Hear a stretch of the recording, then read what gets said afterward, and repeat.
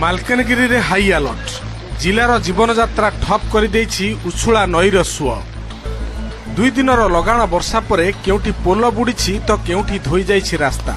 Ranchi Vijayawada 326 number जातीय राजपथर विभिन्न स्थान में पोल उपरे प्रखर सुଅ चालुथिबारु जिला बाह्य जगतरु विच्छिन्न केवल MV 37 नुहे पांगम पोटेरू कांगरुकोंडा MV 90 कोरकोंडा और कन्याश्रम आदि पोल उपरे भी 5 रु 8 फुट उच्चर बन्या जल प्रवाहित हेउछि।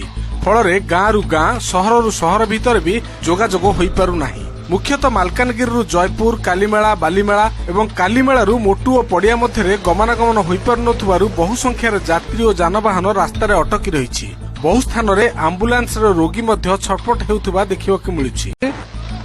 जिलार छोट बड़ प्राय समस्त नदी में जलस्तर बढ़िबा परे नईकूलिया और तलिया अंचलर लोकंकर चिंता बढ़ी जाइछि।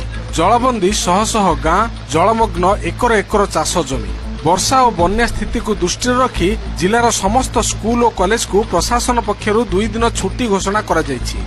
जिलापाल बन्या प्रभावित अंचल बुली देखिबा सह समस्त सरकारी कर्मचारी को 24 घंटा अलर्ट रहिबाकु निर्देश दैछन्ति। प्रत्येक पंचायत रे 2 मास पई चाउल गच्छित थिबा बेले फसिथिबा लोकंक पई रंधा खाद्य व्यवस्था करा जाउछि। नदीर जलपतन बढ़ुथिबारु लोकंकु सुरक्षित स्थान को निया जाउछि।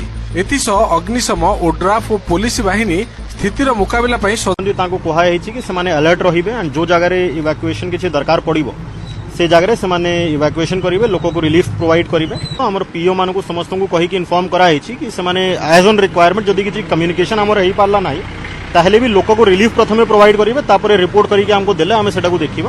तेबे आसंता 24 घंटा पर्यंत मालकानगिरी रे प्रबल वर्षा हेबो बोली पाणीपाग केन्द्र पूर्वानुमान करिथिबारु स्थिति आहुरी बिगिड़िबार आशंका करा जाउछि।